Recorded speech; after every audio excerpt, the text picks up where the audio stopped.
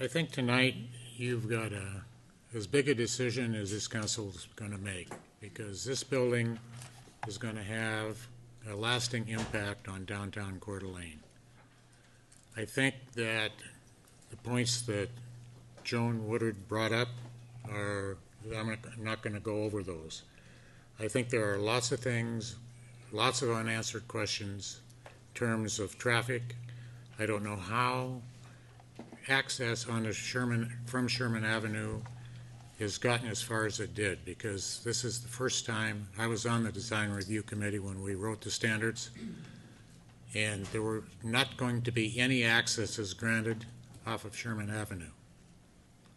Somehow that's changed. And the one that is shown, interestingly enough, goes through a turning lane. So when you talk about the fact that you can't pay attention to what's going on, the design review committee, there are things that somebody should be picking up because they're falling by the wayside. So I would challenge you to send this back to wherever it needs to go and start over again and make sure that there is an adequate traffic study, that it pays attention to what's going on Sherman Avenue, that you look at 6th Street for a potential entrance, exit, that you do something on 6th Street that takes part of the property away from the hotel instead of trying to gobble up the street.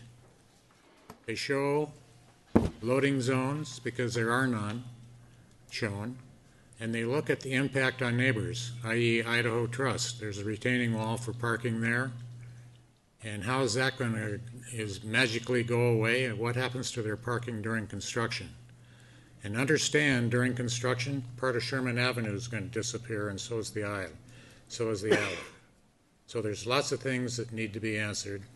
This project pays no attention to the historic nature of the downtown area, the building next door.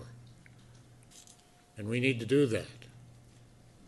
You can't unring the bell. We need to take the time to ensure that this project is done right and addresses all these issues, as opposed to, as this gentleman talks to, we're losing time. Time is not important to making good decisions. The challenge right now is to do what's right for Coeur d'Alene and the people of Coeur d'Alene and move forward. Thank you.